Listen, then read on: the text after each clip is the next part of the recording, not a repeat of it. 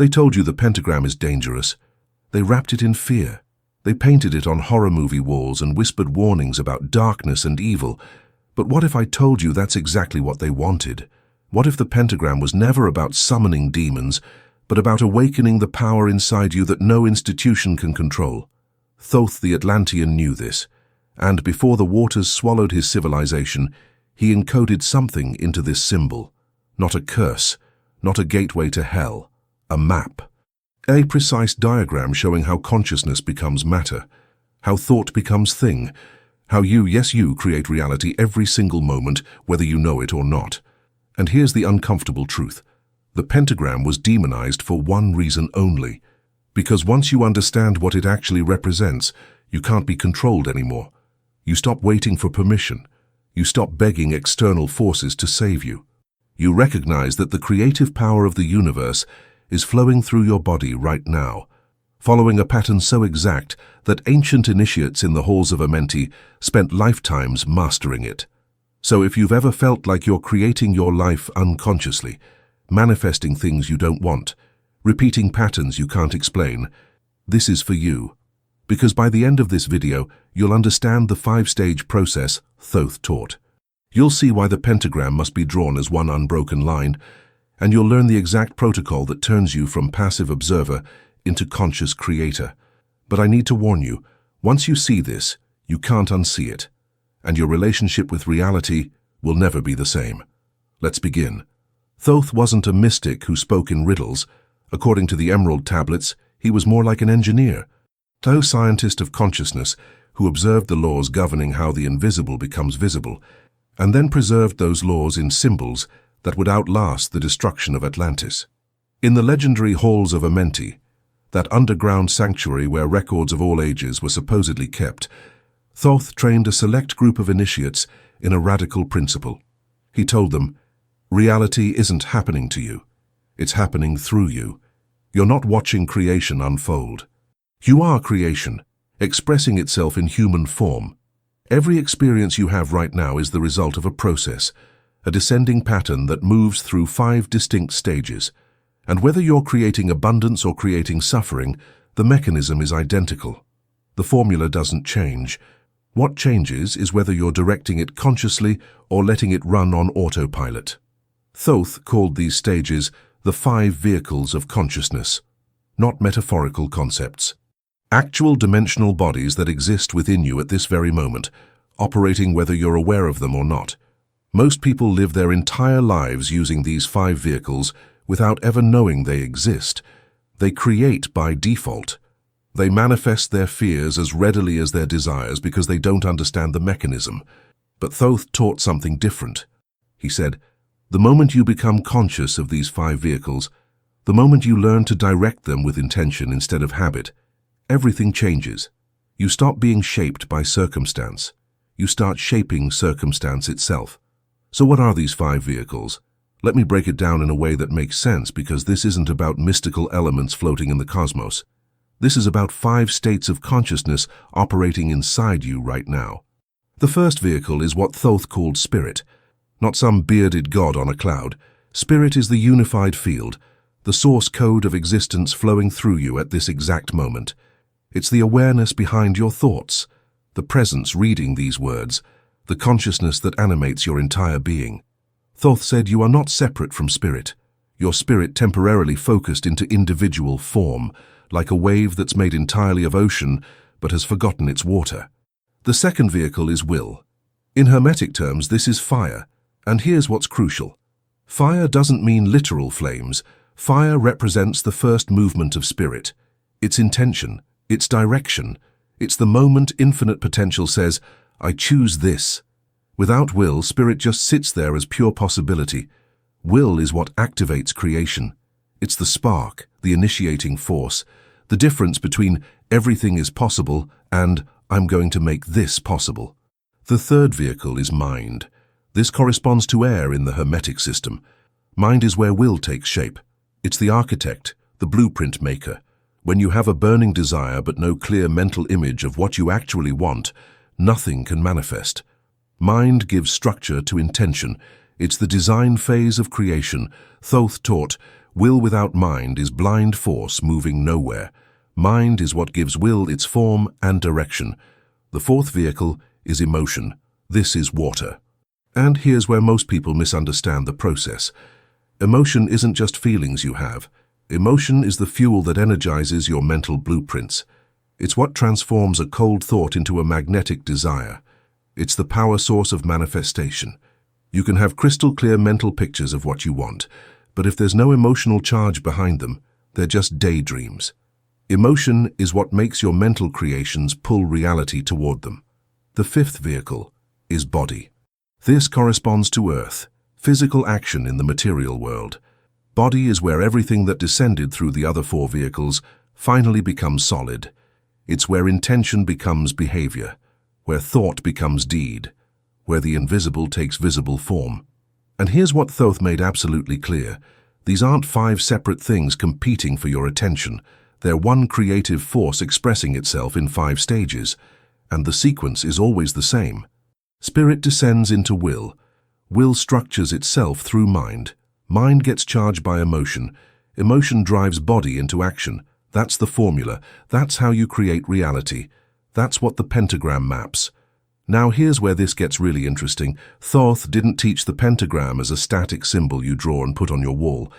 He taught it as a dynamic process, a journey that creative energy takes from the realm of pure potential down into physical manifestation. When you draw a pentagram correctly, you start at the top and move in one continuous motion. You never lift your pen. That's not artistic style. That's intentional design, because it mirrors exactly how creation works, as one unbroken flow of energy moving through five distinct stages. Let me trace that path for you. You start at the top point and draw down to the lower right. This first movement represents spirit descending into will. It's the moment pure potential becomes directed intention. The instant the unified field says, I want this specific thing to exist. Second movement, from lower right up to upper left. This is will organizing itself into mind. Your vague intention gains structure. Your I want something becomes I want this specific outcome, looking exactly like this. This is where manifestation gets its blueprint. Third movement, from upper left across to upper right. This represents mind meeting emotion, the moment your mental image gets charged with feeling. When your blueprint gets the fuel it needs to actually attract reality. This is the critical difference between fantasy and manifestation. Fourth movement, from upper right down to lower left. This is emotion, descending into body. Your feelings become impulses to act. Your desires translate into physical behavior. The internal becomes external. The invisible prepares to become visible. Fifth movement, from lower left back up to the top. This is body returning to spirit. The completion of the cycle. Your physical actions generate results that feed back into the unified field, creating new possibilities, and the entire process begins again. One line, 5 stages, an endless cycle. This is how you're creating your reality right now. Whether you're manifesting money or manifesting struggle, whether you're attracting love or attracting loneliness, the mechanism is identical. It doesn't judge, it just operates. The only question that matters is this: are you directing it consciously, or is it running on the programming installed by your past? So if this knowledge is so fundamental, if it's literally the operating system of reality, why isn't it taught in schools? Why was the pentagram twisted into a symbol of evil? Thoth addressed this directly with his most advanced students. He told them, power that liberates also threatens. When people understand they can create consciously, they stop accepting powerlessness. And that's dangerous, not to them, but to anyone trying to control them. Think about what happens when a population realizes they're not victims of fate. What happens when people understand that their focused thoughts, charged with emotion and followed by action, literally shape their circumstances. They stop waiting to be saved. They stop accepting limitation as natural. They stop giving their creative authority away to kings, priests, politicians, or anyone else claiming to have power over them. That's not mysticism. That's revolution. The early Christian church actually used the pentagram openly for centuries. It represented Christ's 5 wounds.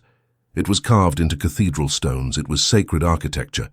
But at some point, the institution recognized a problem. People who understood the pentagram as a consciousness map started experimenting with their own creative power. They started getting results without needing intermediaries. They started asking why they needed permission from external authorities to access their own divine nature. So the symbol had to be corrupted. They literally flipped it upside down, put spirit at the bottom and matter at the top, and they declared, "This inverted form is satanic. This is witchcraft. Fear this. Avoid this. Associate this with evil." And it worked brilliantly. For centuries, people have been terrified of the very symbol that explains how they create their experience. But Thoth saw this coming. He said, "Truth cannot be destroyed, only hidden. And those who seek with genuine intent will always find the way back." But here's something deeper about the pentagram's orientation that most people miss. When the pentagram points upward with spirit at the top, you're making a declaration about priority. You're saying, "My eternal nature governs my temporary nature. My higher consciousness directs my lower impulses. My connection to source takes precedence over my attachment to form." In practical terms, this means you seek expansion over safety, truth over comfort, love over approval, growth over security. When the pentagram points downward with matter at the top and spirit at the bottom, you're declaring the opposite. You're saying, "My material desires govern my spiritual nature. My temporary needs override my eternal purpose. My physical attachments take precedence over my connection to source." In practical terms, this means you prioritize pleasure over peace, accumulation over contribution, security over freedom, comfort over growth. Now here's what Thoth emphasized. This isn't a moral judgment. There's no cosmic police force punishing you for choosing one over the other. It's simply cause and effect. He said, "Those who create from matter manifest from scarcity consciousness. Those who create from spirit manifest from abundance consciousness. Not because the universe plays favorites, but because the source you draw from determines what flows through you. If your primary motivation is fear of lack, you generate experiences that confirm lack. If your primary motivation is connection to infinite source, you generate experiences that reflect abundance." The pentagram doesn't judge which orientation you choose. It simply amplifies whichever frequency you're operating from.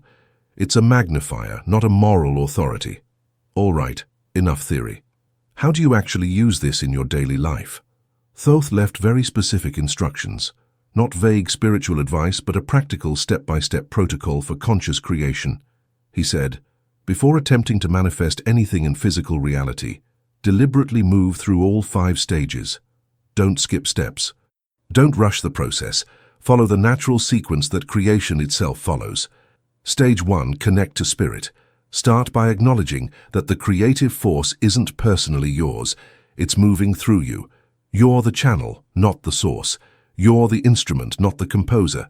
Take a moment to open yourself, to recognize you're part of something infinite, to receive rather than force. Stage 2. Activate will. Decide what you actually want to create. Not what you think you should want based on social conditioning. Not what others expect from you. What you genuinely desire. Be ruthlessly honest. Be specific. No judgment. Just clarity. The universe can't deliver vague intentions. Stage 3. Form in mind. See it clearly. Build a detailed mental image of your desired outcome. Make it vivid. Make it specific. Don't leave it fuzzy. Your mind needs a precise blueprint to work with. If you can't see it clearly in your imagination, you can't create it clearly in reality. Stage 4. Charge with emotion. Feel it deeply. Don't manufacture fake feelings, but allow the natural emotion associated with your desire to arise. Let it build. Let it fill your body. This is the fuel that makes your mental blueprint magnetic. This is what gives your creation pulling power. Stage 5. Act in body. Do something physical, anything. Take one concrete action, no matter how small, that aligns with what you're creating. Call someone, write something, move your body.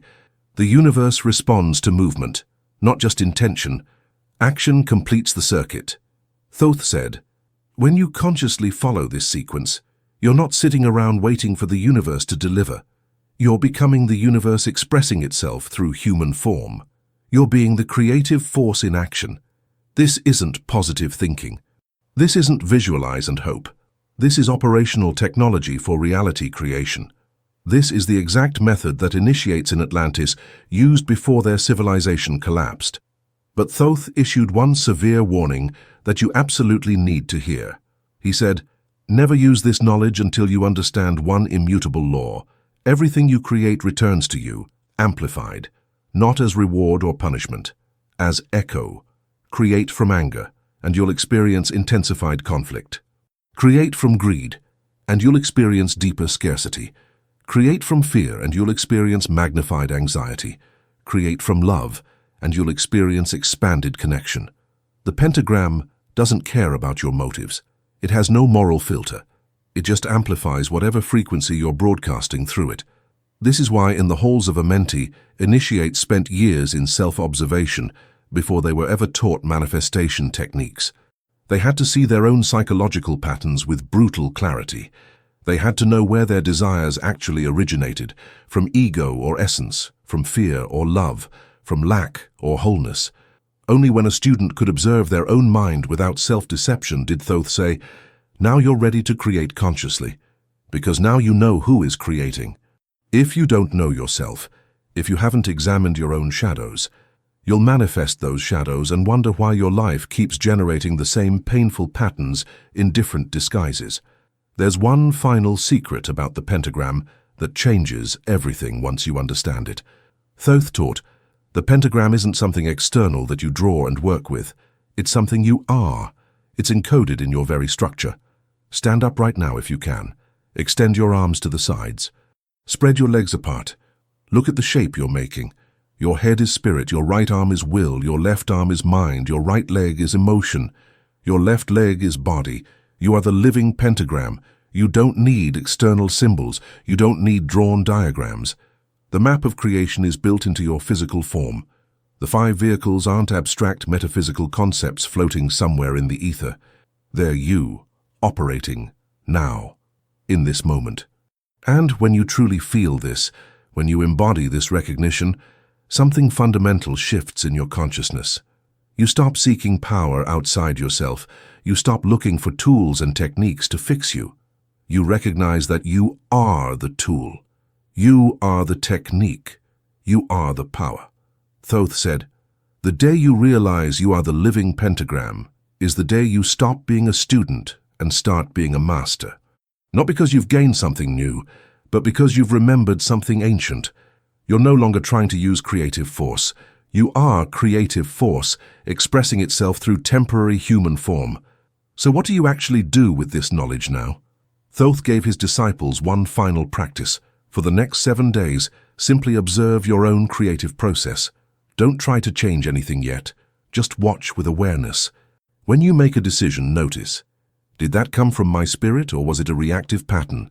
When you think a thought, notice. Is my mind actually creating this, or am I just repeating something I was programmed to think? When you feel an emotion, notice. Is this genuine feeling or conditioned response? When you take action, notice. Is my body aligned with my true will, or am I running on autopilot? After 7 days of honest observation, you'll see something most people never see. The pattern. The habitual path your consciousness takes, where the flow is clear and where it's blocked. Where you're creating consciously and where you're creating by default.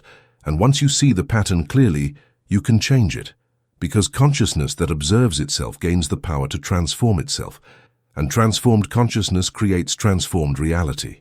If something in these words activated a recognition deep inside you, if you felt the truth of this ancient knowledge resonating in your bones, leave a simple signal in the comments. Don't explain. Don't elaborate. Just write, "I am the pentagram," because that phrase is more than words. It's an activation code. It's a declaration to the universe that you understand. You're not just a creation, you're a creator. You're not just observing reality, you're generating it.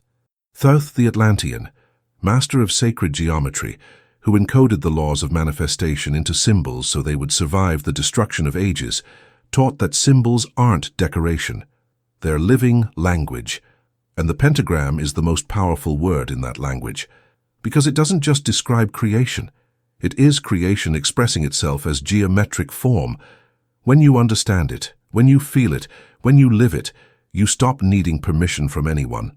You stop requiring validation from external authorities. You stop searching for complex rituals or special tools. You simply remember, you are the channel through which infinite creative force flows. The 5 vehicles exist within you now. The path is continuous and unbroken, and the same power that generates galaxies is flowing through your body at this exact moment, as Thoth taught in the mystery schools of Atlantis, as it's preserved in the Halls of Amenti, as it's revealed to those who seek with sincere intent and open awareness. The pentagram wasn't demonized because it represents evil. It was demonized because it represents power, real power, the kind that can't be controlled by external authorities once you understand how to use it. You've received the teaching, now step into it, embody it, become it. Because you're not learning something new, you're remembering something ancient, something that was always true, something that's been waiting inside you since before you took your first breath. You are the living pentagram. You always have been. The only question is whether you'll continue creating unconsciously, or whether you'll finally take conscious command of the force flowing through you. The choice, as it always has been, is yours.